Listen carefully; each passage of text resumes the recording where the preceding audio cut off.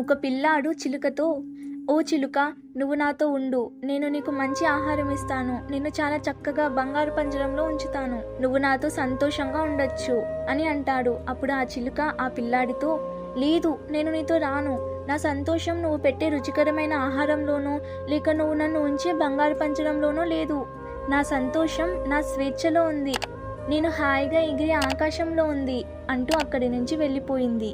అలాగే ఈ భౌతిక ప్రపంచం కూడా మనకి సంతోషం ఇవ్వలేదు. ఈ శరీరం, ఈ భౌతిక ప్రపంచం జీవాత్మలమైన మనకి పంజరం లాంటివి. ఈ భౌతిక ప్రపంచాన్ని క్రియేట్ చేసిన శ్రీకృష్ణుడు భగవద్గీతలో ఈ భౌతిక ప్రపంచం దుఃఖాలయం, అంటే ఇక్కడ కేవలం దుఃఖం మాత్రమే ఉంటుంది అని ట్యాగ్ ఇచ్చారు. అయినా కూడా మనం ఈ ప్రపంచంలోనే ఆనందాన్ని వెతుక్కుంటున్నాం. ఆనందం కేవలం శ్రీకృష్ణుని పాదపద్మాల దగ్గరే ఉంది. వాటిని అందుకున్న వారు శాశ్వతంగా ఆనందంగా ఉంటారు. హరే